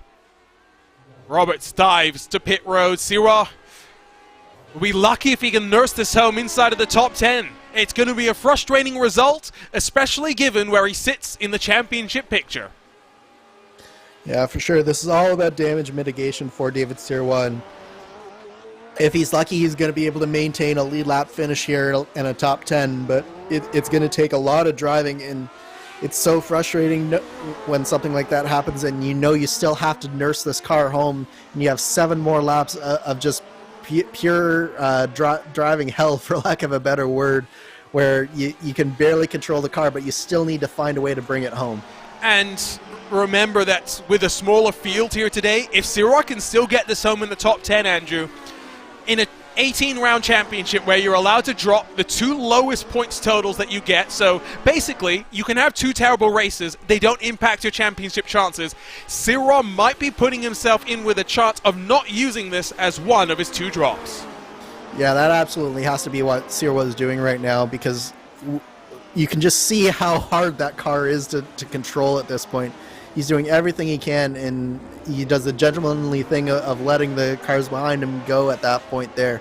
But if it wasn't for the championship and it wasn't for where... He's done.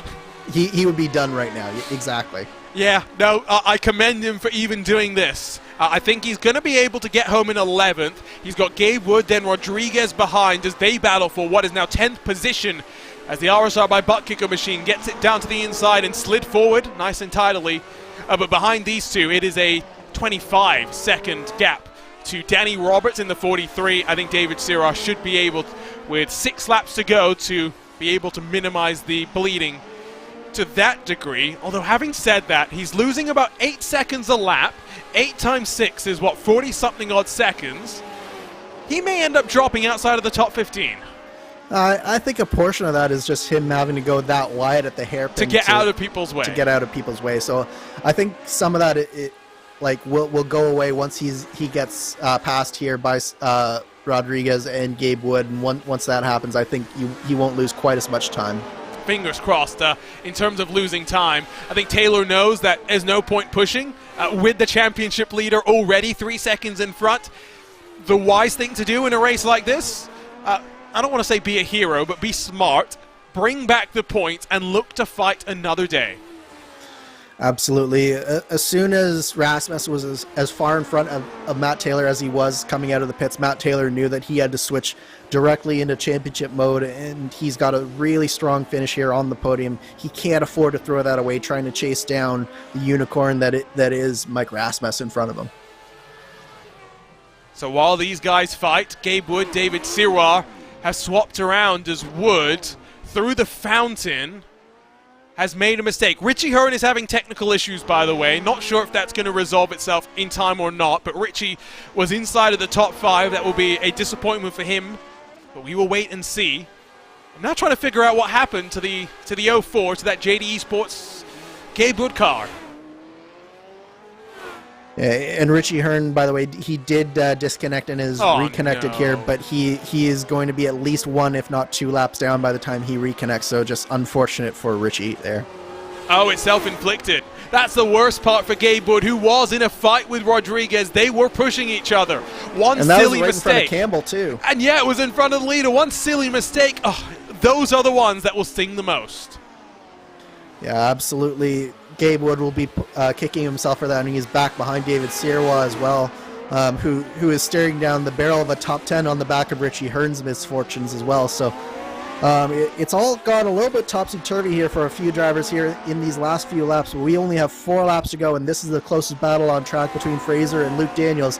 And it seems like every time Luke Daniels has gotten close to Fraser, Fraser has found a way to get back around him through strategy, but I don't think there's any strategy that's going to save Fraser at this point. I've just been, by the way, digging through the history books of the Lionheart Retro Series. Only twice has a driver on debut won their first ever race. Now, of course, the first was the first ever winner. With everyone on debut, yes. In Season 1, Jason Galvin became the first debut winner, but he became the first winner as well. Then, a couple of the next season, it was Alex Saunders, a name that will strike fear into many a competitor here in Lionheart, that won on debut at Watkins Glen, one of 11 wins in 31 starts. It's a select club. Sean Campbell could be starting a legacy that will scare those behind him in today's race. Yeah, and Saunders, definitely one of the stoutest competitors that we've seen in a Lotus 79 car in the Retro Series. I raced against him several times, and at a certain point it just became automatic for him, and I see a lot of qualities of Saunders in Campbell and the way he's driven this race, because he really hasn't put a wheel wrong, and he's just, as he said, controlled that pace out the front. Once he got that 10-11 second gap, he hasn't pushed too hard. He's just sort of maintain that gap back to Mike Rasmus, and he's done a great job. But again, the battle on track right now, Adam Fraser and Luke Daniels on your screen right now. Oh, and these two have been doing it for a while. This has been a lot of fun to watch. And they'll do it with still 3 laps left to play. We've had a couple of really close championships in this Lionheart Retro Series. And of course, a couple of blowouts. The likes, of course, of Ryan Otis a couple of years ago, where he won by, what was it, almost 200 points or something like that. Last year, tied Aaron Morgan, Matt Taylor at the very end of the championship, confusing the commentators, confusing race control alike. 20 minutes of confusion as we figured it out.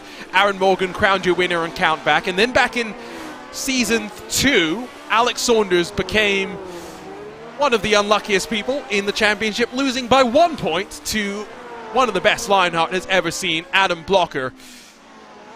What a series this is, and still a long way to go. Even though Rasmus runs in second, it has anyone's championship. Just think to what happened at the end of 2021. 2 laps to go, and Taylor has dropped to 3.5 seconds back. Let's do our damage report. Check in with David Sirois, running in 10th, 6.5 seconds in front of Danny Roberts, with a lap and a half left to go. Yeah, so if you're David Sirois, you're just doing everything you possibly can to preserve this top 10, but at the same time, you have to be cognizant of, you just need to get the car home at this point. So if you can get it home in front of Danny Roberts, that's a bonus, but you need to be able to find a way to get that car home. He's done a great job so far keeping it on the track, but he's still got a long way to go. And as these cars fight, winding out of the final corner with less than 2 miles left to go, Sean Campbell is ready to insert himself into the Lionheart history book, into the Lionheart championship equation. Back to Fraser and back to Daniels. With just under 2 laps left to play, Daniels is running out of time. He definitely is, but he's still got a lot of opportunity left. He's right on the back of that car of Adam Fraser, and there are a number of opportunities left. He just has to find a way to get the run going here. And one of the main opportunities left in his chamber of bullets here is coming up on this straightaway. This straightaway right here. He's got to find a way to get that run going. I just don't think he's quite close enough. In a lot of ways for Daniels, just getting another top 10 will be a victory. Lanini goes around in 18th spot. He was already 4 laps adrift, will not cause him too much damage. For Fraser and Daniels, 1 lap left for them to battle for 6th. But what a day it is. Only 2 drivers have won on debut in the 6 years of the Lionheart Retro Series. 2 legends of this championship. Today, Sean Campbell puts the series on notice, conquering the streets of Long Beach and winning the SimRace247 Grand Prix of Long Beach, presented by Gomez Sim Industry in dominant fashion on debut. What a drive from Sean Campbell in the 26 RSR by butt kicker entry. What a drive indeed. That is just pure domination from Campbell, wire to wire. But we still have a battle on track. It is not done. It is Adam Fraser. It is Luke Daniels. And Luke Daniels is right on the back of that number 88 car. He'll get one more chance if he can get the run out of turn 7 onto EC side way. Daniels could have a lob. Looks to be a little too far behind. 3-4 car lengths away from being able to sling it into the braking zone. We started with 28 cars. 8 of them will finish on the lead lap, which, is Daniels trying to push all the way to the end. Will spin it around, will lose the spot to David Rodriguez. Minimal loss after that one, but pushing all to the way to the end, Luke Daniels finds out just how treacherous Long Beach can be. With one final incident, we cap off an incredible Long Beach race that we've seen here today. But that man right there, that 26 car of Sean Campbell, what a debut from this driver. What can you say about the domination that we've seen here today? The 3rd debut winner in the Lionheart Retro Series, a quick gander through the record books of the Lionheart IndyCar Series, and an unofficial count here, 5 drivers have done it in the Lionheart IndyCar Series. It is a rare thing. On a technical, tricky track, Sean Campbell continues the momentum that he's built up here on a RaceSpotTV. Let's run you down through the SimRace247 race results after the 64 laps of action on the streets of Long Beach. It is a dominant victory for the 26th debut Sean Campbell machine. However, the major story is the fact that for the first time, the margin of victory is over a second. For the first time, pole position has dominated into HyperX victory lane. For Mike Razmas, the points leader coming into tonight, there's not much more that he could have done to finish in second in front of many of his championship rivals. Matt Taylor rounds up the podium positions in front of his teammate Chris Fowler in the Madworks Motorsports number 20, with Guyon, Fraser, Rodriguez, and Daniels, the rest of the cars left on the lead lap. 9th on back finish, at least 1 lap down, with Gabe Wood in front of Danny Roberts to finish the top 10. David Sirott drops to 11th with a closing race incident for him. Very disappointing, I'm sure, while Ricky Harding, Craig Forsyth, Hugo Gallus, Trevor Malone, Mark Cohn, Richie Hearn, Chris Lanini, Luis Gonzalez Nunez, and George Anzaldo bookend the top 20. Callisto Valiocus Munoz, 21st through 23rd, with Reagan, Herrick, and Wenzen all getting caught out on the same lap with Cristobal Valenzuela. For Michael O'Brien, what a disappointment this will be. 2nd in the points, and with so much pace on the road courses, did not get the chance to display that. And to add the cherry on top of the icing, that was the dessert that Sean Campbell enjoyed today. Fastest lap in the very dying stages on the penultimate lap of the race. And that will bring us into a HyperX post-race show, because the Lionheart Racing Series is powered by HyperX, makers of premier gaming gear like the legendary ultra-comfortable Cloud line of gaming headsets. Whatever you play, however you play. HyperX knows we're all gamers. For more information on HyperX products, visit hyperx.com. let's not wait around as Sean Campbell continues to celebrate in HyperX victory lane. Let's bring on in the Madworks Motorsports number 8, Matt Taylor, coming home in 3rd position. Matt, you had to contend with some damage to the front wing of your car through most of the race, but any race in Long Beach where you survive and you finish on the podium is a race to remember. Yeah, I am wore out. I think all of us are probably about the same. That was a long, grueling race. From your perspective, in terms of strategy, talk to us about the call to pit a little bit early in the final stanza of the race. We kind of thought that, of course, the overcut would work better, but you had to gamble, you had to try and get out of traffic.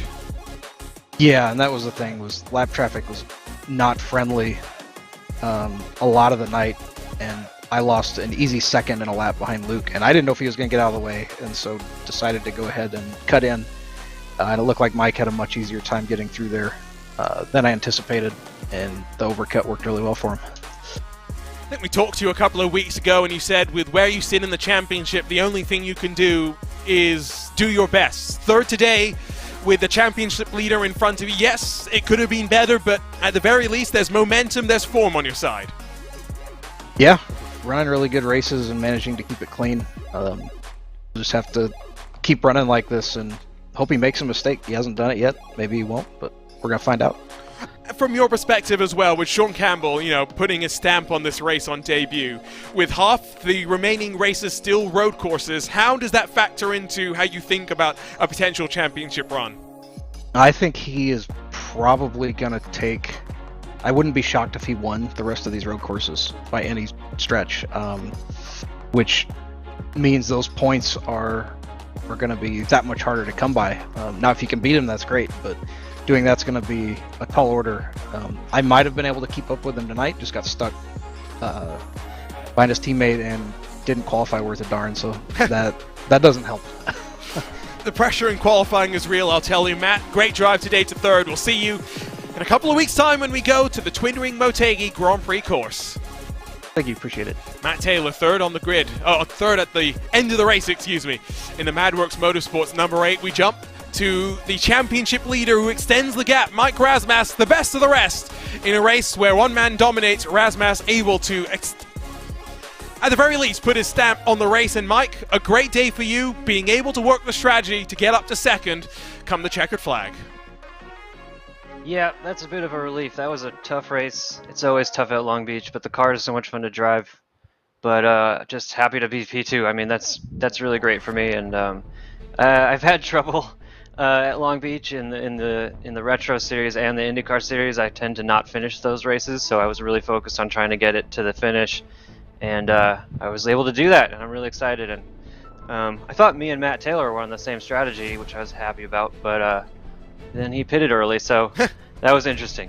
Yeah, we did too, until he tried the undercut there. As we head to these closing stages of the season, it's been a good year for you, but we got some surprises still left in store. With half the tracks being road courses and 3 very different type of an ovals, what's your mindset heading into the closing stages of 2022? Yeah, I'm trying not to get too nervous about this points lead. I think if I stay up there as best I could, I'm just going to do my best. And, our whole team's, the point of this is just to have fun, and it's a great hobby, and we're passionate about racing, and we want to race hard, but we also want to make sure that we all have a good time doing it. So luckily that's worked out for us this year so far. We have a couple great wins amongst my other teammates, and just going to try to keep having fun and enjoying these races, trying to finish, doing my thing. That's all I can really do at this point. And you're kind of fighting for a championship on 2 fronts. Of course, fighting for the Drivers' Championship, but also Graphics LC Motorsports, after the Madworks Motorsports team kind of ran away with the team championships in the early part of the season. You've caught it back and you've jumped to the front of the championship there as well. What's the mindset for the team like? I know Tyler Graff was missing today, but there's still plenty of challenges to come. It's going to require you 3 to be united, to be delivering results, to come on top in that team championship fight. Yeah, we've been having some fun with strategy lately. At the last race at Michigan, we ended up 3 of us leading out front for a while, and that was kind of super cool and fun. So, I think if we just keep working hard and trying to get everyone as far up the grid as possible, then hopefully we'll just keep having consistent points finishes, and that's how you win those team championships. Just keep finishing in top 10s, top 15s, and there's plenty of time left. So hopefully we'll stay close to the lead.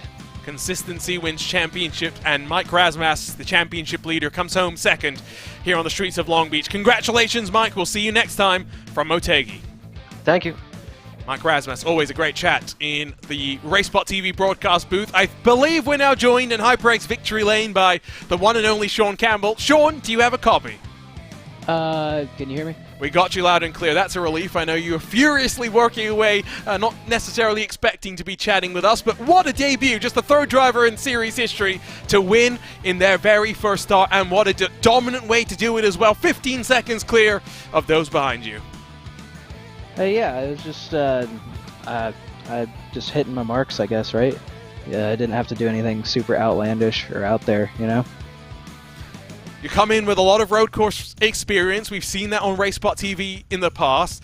Are we expecting to see you for the rest of the 6 races we have in store in 2022? How are you looking forward to, how are you thinking you're going to approach the ovals? Ovals are, I'd say they're tough. They're not what I'm used to, I guess. But they should be very interesting. And yeah, I'm hoping to see if I can find some time to do the rest of the races, because it was a lot of fun. Got some good teammates to be able to help you when it comes to the ovals as well. David Rodriguez, very, very good when it comes to fuel saving. When it comes to you and the team behind you, getting more and more of your drivers interested in this championship, interested in this Lotus 79. You know, coming from your GT experience and the road racing background, talk to us about your thoughts on this open wheel beast. Yeah, I mean, I used to drive it a lot in the past, but it's definitely a lot different from the cars that I do now. And well, sorry, I'm going to kind of jump in there because you say you've driven it a lot in the past. What's it like coming back to the car with all the changes that it's had in tire models? We're seeing tire changes on the ovals now as well, something we never thought we'd see in 2021. It's I guess you say it's a breath of fresh air. It's a whole lot different to what I'm doing now, and I don't know. I don't remember it too well. I just remember it being a lot of fun, and it still is. We're glad you're here enjoying the car again. What a day it was, and hopefully in just under a month's time we'll see you repeat on the road course at Motegi. Great drive today, Sean. Congratulations on the first of many victories. Thanks. Sean Campbell from the RSR by Butt Kicker team joins us from HyperX Victory Lane, and what a day it was for him. And we mentioned it before, and Andrew, we go to a track, a facility purpose-built for IndyCar to make its stamp in Japan. And while the oval at Motegi is damaged and no longer in use, the road course still gets plenty of visits from Super Formula, from Super GT. It's a technical track with difficulty in elevation change as well. I'm very curious what it will play out like with these Lotus 79s. Yeah, you and I have had this discussion before. It's one of your favorite tracks. It's one of my least favorite tracks. But it certainly is a challenge. And that's all you can ask for in a car like this is you have a challenging car, you have a challenging track, and this track I think will suit the Lotus 79 a lot. You don't have quite the long straightaways that you need in an Indy car to really make it exciting, but certainly the straightaways that you have on this track in a Lotus 79, they're plenty long enough, and they have really nice braking zones here on this track to have some great side-by-side action. So really looking forward to what this will do on the road course. And then of course 1 week after that we go right to the oval and see what it can do on the oval as well. But this entire schedule that we've got for the close of this season, some really strong tracks as we close out the season. It is quite stop and start. Every time I look at this schedule I get reminded, I get surprised by that.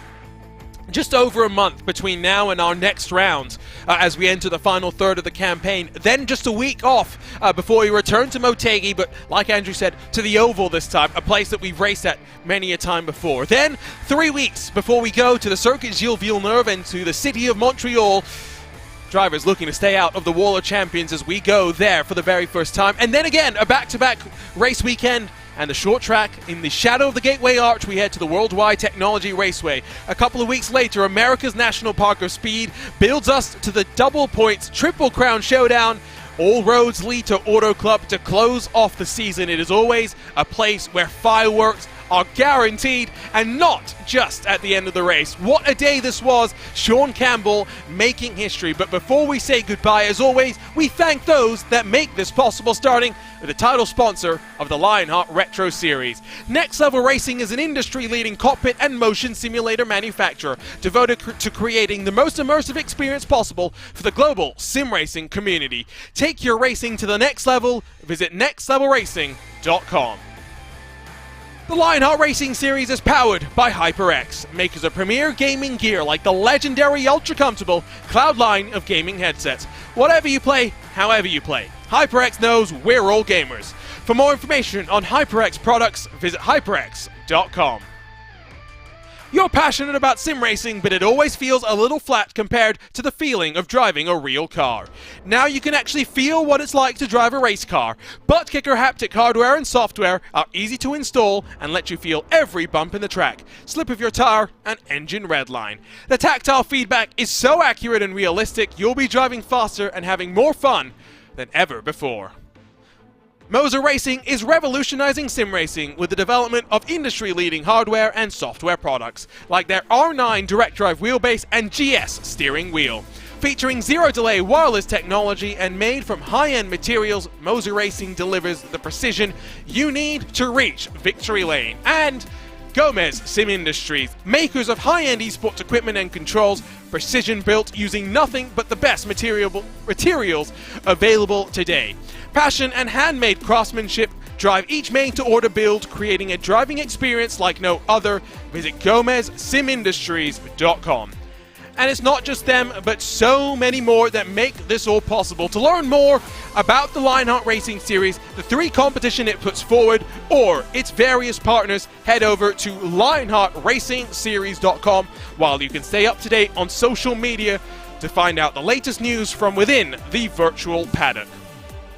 What a day it was in Long Beach, a race of attrition, a race dominated by a debutant that put his stamp on this championship. We'll be back in a couple of weeks' time as we head to the land of the rising sun and a doubleheader at Twin Ring Motegi. Before then, Lionheart IndyCar Series head to the Worldwide Technology Raceway next Wednesday for the HyperX 200 at Gateway. Join us on Wednesday, August 24th at 10 p.m. Eastern at 7 p.m. Pacific for round 15 of the 2022 Lionheart IndyCar Series presented by Butt Kicker. It will be a long wait for the drivers of the Lionheart Retro Series before they get underway for the HyperX Grand Prix of Motegi, but they have been put on notice by one man and one dominant force. Sean Campbell led almost every lap here today, became the first driver to convert pole position to HyperX victory lane on the streets of Long Beach. Thank you for joining us on RaceSpotTV on a Thursday evening for the 2022 Lionheart Retro Series. For Andrew Kinsella, for myself, Arjuna Kangupati, delighted to have your company. We'll see you next time for the Lionheart Retro Series as we head to the land of the rising sun. For now, we bow down to the force that is Sean Campbell, the 26 RSR by Butt Kicker entry.